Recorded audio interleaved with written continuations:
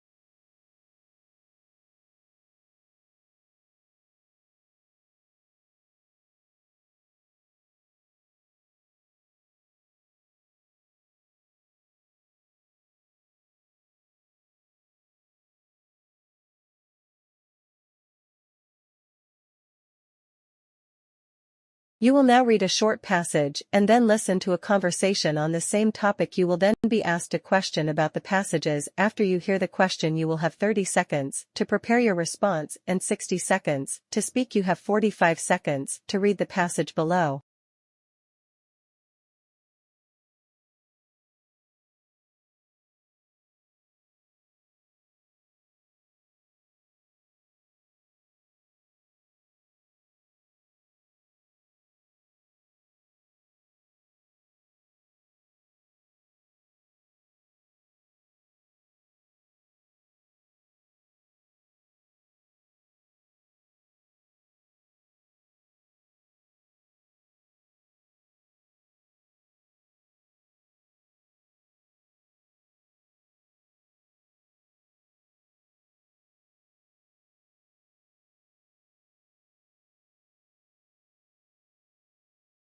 Listen to a conversation between 2 students in this article. Morgan, have you heard about the proposal to extend the library hours? Yeah, I don't get why they're considering that. The library is already open long enough. Well, I think it's a fantastic idea. Many of us have tight schedules, and having the library open until midnight would be a game changer. But we already have enough time during the day. Why do we need to study so late? Morgan, not everyone has the same schedule. Some of us have part-time jobs or other commitments during the day. Extending the hours would provide more flexibility for those with different schedules. I still don't see why it's necessary. We have other places on campus to study. True, but the library is a dedicated space for studying, and extending the hours to cater to the diverse needs of students. It's about creating a better learning environment for everyone.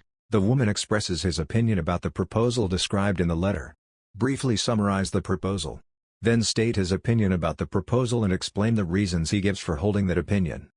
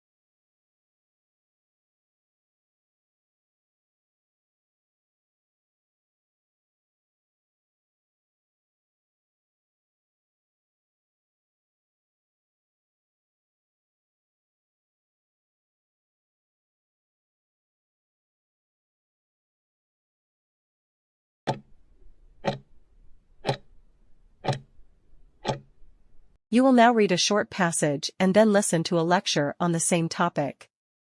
You will then be asked a question about the passage. After you hear the question, you have 30 seconds to prepare your response and 60 seconds to speak. You have 45 seconds to read the passage below. You may begin reading now.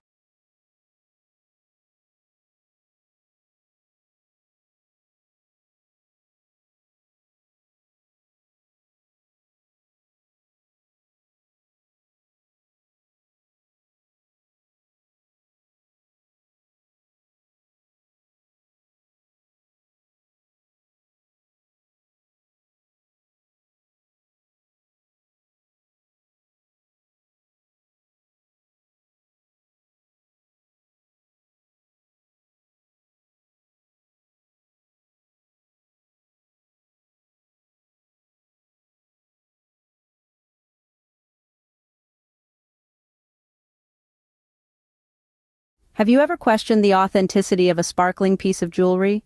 How can one know if the sparkling diamond is genuine or just a well-crafted piece of glass?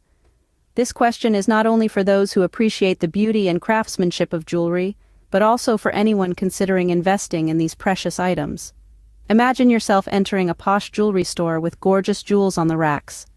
Every piece, whether it's a necklace, ring, or watch, is expensive. But it's all explained by the fact that it's made of real gold and is set with genuine diamonds and priceless gemstones. Though the question of authenticity may cause one to hesitate, the attraction is clear. This is where the expertise of an experienced jewelry specialist is useful. Imagine a professional who has examined jewels for 20 years. His sharp senses and trained abilities enable him to identify the genuineness of these priceless objects. He carefully examines every item, confirming the purity of the gold and the authenticity of the diamonds. This specialist is responsible for certifying each item's authenticity. He doesn't work for the store, thus the evaluation is fair. The sale of the jewelry does not affect his judgment, making his certification more credible. Once he gives his seal of approval, the store can confidently advertise that each piece of jewelry on display has been certified as authentic by a leading expert. This process of certification not only guarantees the potential customers, but also boosts the reputation of the store. Seeing the sign of authenticity, customers have the confidence that they are getting what they pay for: real diamonds, pure gold, and genuine gemstones. And remember, true beauty lies not just in the sparkle of the gemstones, but also in their authenticity.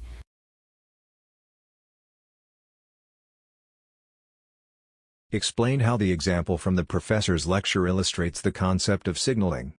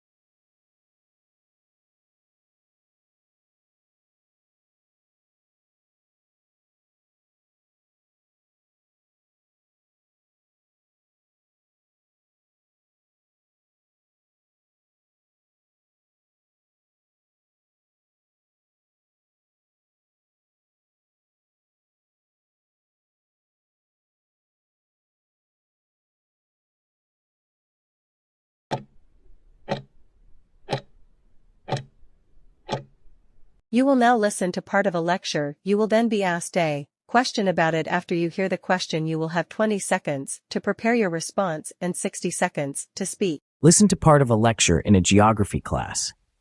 Have you ever wondered how animals live in the mountains?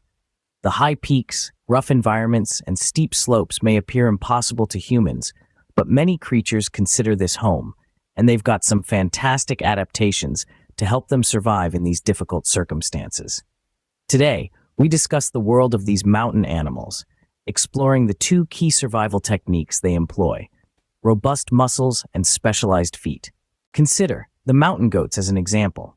These creatures are the true superheroes of the animal kingdom, having large, powerful chests and legs. This muscular power is not just for show, it's crucial for their survival.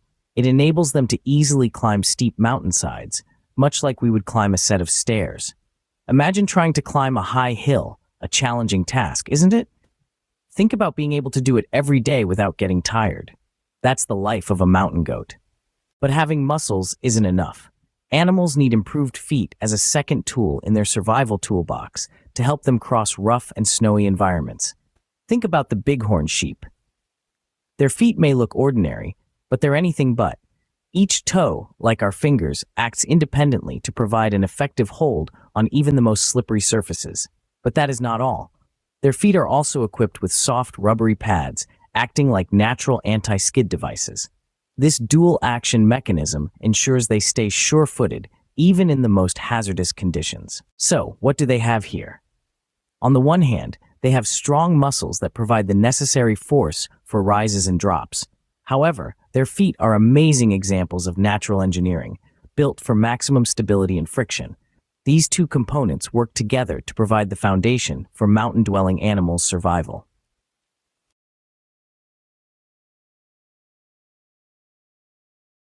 Using points and examples from the lecture, explain 2 ways that animals in mountainous environments adapt to navigate steep slopes and slippery surfaces.